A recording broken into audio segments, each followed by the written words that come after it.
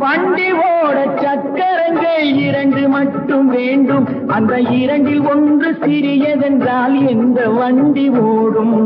உனை போலே அளவோடு உறவாட வேண்டும்.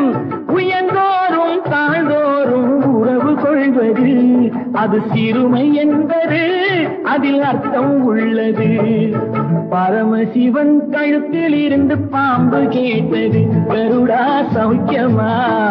யாரும் இருக்கும் இடத்தில் இருந்து கொண்டால் எல்லாம் சௌக்கியமே.